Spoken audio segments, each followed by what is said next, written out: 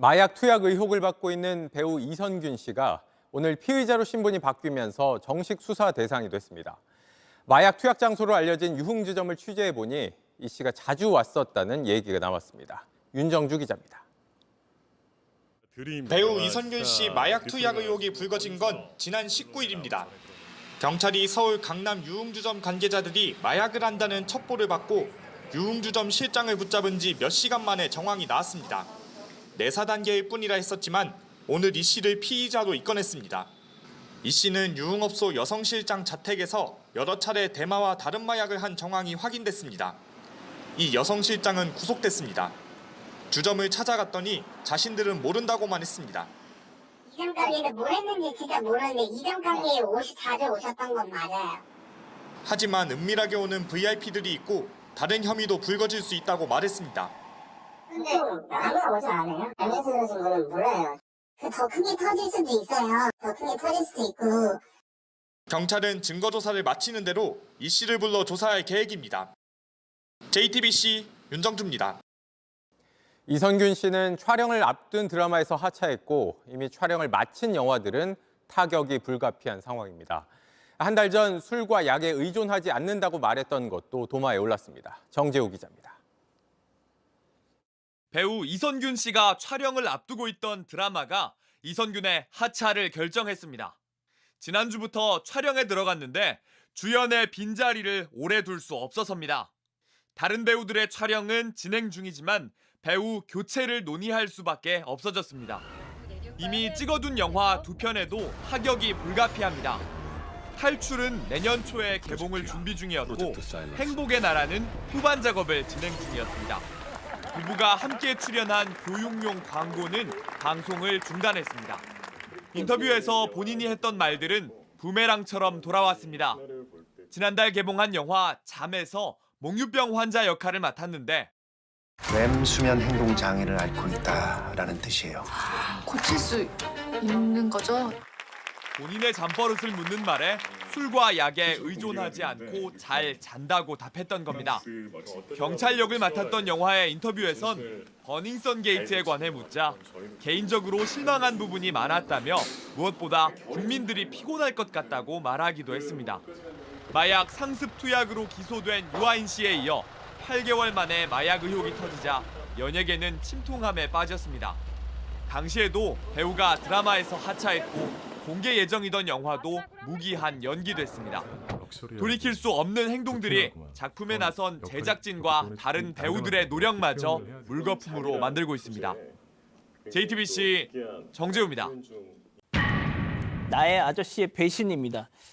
자, 이 나의 아저씨 드라마죠. 드라마 제목인데 저도 많은 분들이 그러겠지만 인생 드라마로 꼽고 있는 그런 작품인데 자, 이선균 씨는 그동안 내사자 신분이었는데 불과 며칠 만에 들으신 것처럼 피의자로 전환이 됐습니다.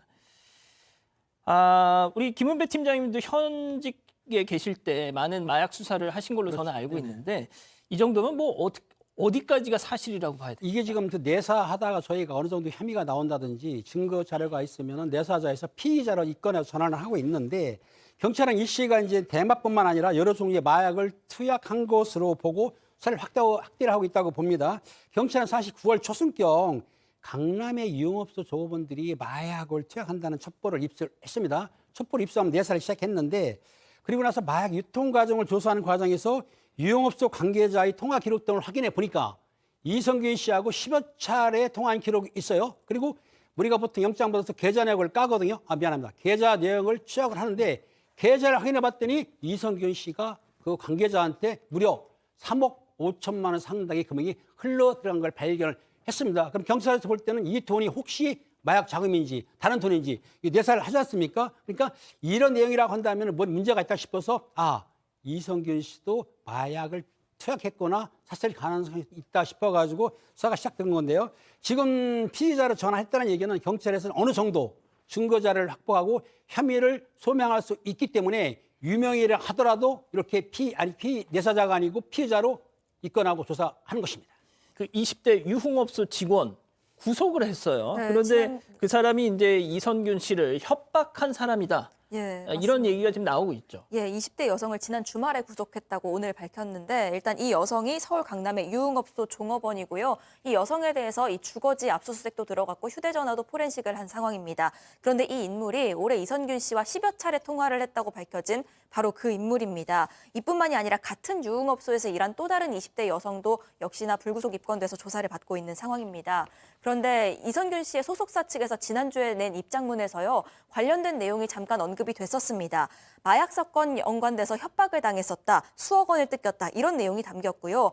그 당시 변호인을 통해서 이번 마약 사건 연루자를 공갈 혐의로 검찰에 고소했다고도 밝혔습니다. 하지만 당시 이선균 씨 측에서는요, 이 공갈한 주체를 특정하지는 못했던 것 같습니다. 변호인은 일단 이름 알 수 없는 2명을 피고소인으로 해서 고소장을 접수를 했다.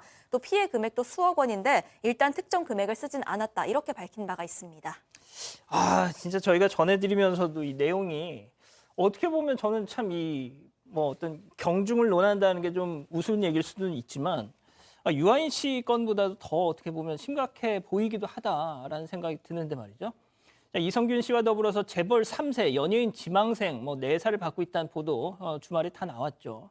자, 그리고 그러면은 이 사람들과 이선균 씨가 과연 어떤 관계인 것이냐? 이번에 4살을 받은 인물들이 7명인데 그중에서는 옛날에 마약 투약 혐의를 해가지고 복역한 사람도 있고 집행유예를 받는 사람도 있는데 이들은 과연 그 강남에서 유흥업소에서 아니면 주거지 등 돌아다니면서 마약을 투약을 했다는 거예요. 그런데 중요한 거는 이들이 유흥업소에서 마약을 투약했지만 유흥업소 관계자 있었습니까? 그 사람하고 연결된 공통점은 있지만 다 같이 유흥업소에 다 같이 투약하거나 다 같이 모인 적은 없었던 것 같아요. 그런데 그 이선균 씨도 역시 4살을 학교 밖에는 재벌가 3세와 전혀 모르는 사이라고 주장을 하고 있습니다. 그 변호인은 뭐라고 했냐면 이 씨는 재벌가 3세라든지 연예인 지망생과는 전혀 알지 못하는 사이라고 말을 했고요. 이선균 씨가 서울 강남 유흥업소 등지에서 이들과 함께 어울려서 마약을 투여한 것은 아니다라는 의혹은 부인하고 있습니다. 자, 이건 뭐 조금 번외의 얘기인데 말이죠. 이선균 씨에 대한 이런 보도가 계속 나오고 하면서 부인이자 또 동료 배우인 전혜진 씨가 몇 달 전에 뭐 건물 매각한 거 이거가 이번 사건과 또 연관이 있다. 그러니까 이제 주변에서 무슨 일이 있는지를 사람들이 다 뒤집어 보면서 그때 이게 좀 이해가 안 갔었는데 혹시 이런 거 아니야? 무슨 얘기냐면 지금 논현동에 있는 건물 8층짜리 건물을 올해 5월에 150억 가량의 이 배우자가 팔았다고 합니다. 그런데 그게 매입한 지 1년밖에 되지 않은 거고 시세로 따지면 10억 원이 올랐다라고 하는데 뭐 10억이 엄청나게 큰 돈이죠. 하지만 이 건물을 살 때도 세금 내고 팔 때도 세금 내고 그렇죠. 또 그 1년 가까이 가는 동안 또 공실도 있고 그렇기 때문에 10억 원 올라서 팔았다라면 손실을 본 거다라는 그런 추측들이 나오면서 그러면 왜 손실을 보고 급히 매각을 했을까? 당시에는 개인 사정이라고 알려졌는데 혹시 그게 사건에 어떤 연루가 됐다는 것을 좀 알고 미리 좀 자금을 만들려고 한 거 아닐까?